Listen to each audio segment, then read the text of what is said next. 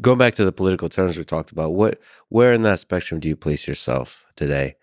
Which of the label do you think captures your political views? Progressive social democrat, which again is a capitalist. I own my own business.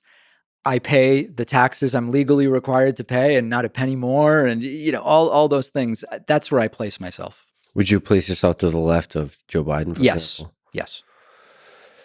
Where does AOC fit into that?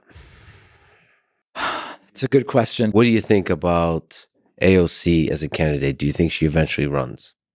I think that if she doesn't run into some kind of scandal, and I don't mean scandal in the sense of some personal impropriety but I mean some kind of major political problem, it seems that she has the staying power to be in American elected politics for a long time.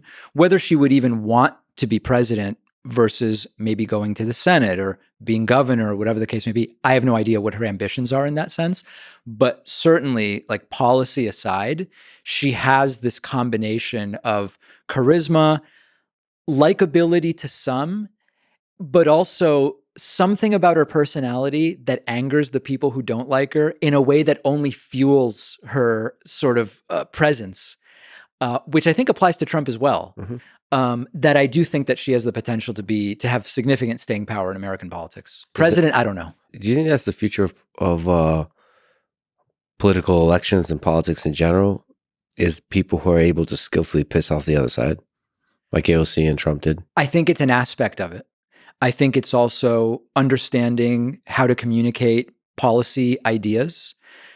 Trump, I have things I can praise Trump about if we want to get to that segment at some point. You let me know when that is. But I do think that there are some things Trump is very good at. And this is why it's very hard for me to believe that Ron DeSantis has what it takes to actually fight Trump in a national primary.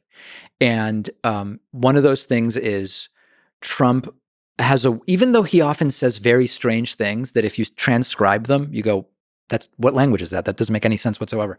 In the moment, the way he relates to adversaries on stage, etc., is very good in that he is very much aware of how it is going to be seen by the audience. And so that's why a lot of times it's more about, doesn't matter that a word salad came out of his mouth, how he immediately responded and related to the person. It was very good. So I think that knowing how to be good when clips are shared all the time, often out of context, is extraordinarily important. Knowing how to use social media, which every election cycle, that means something different, but understanding how to use social media, very important.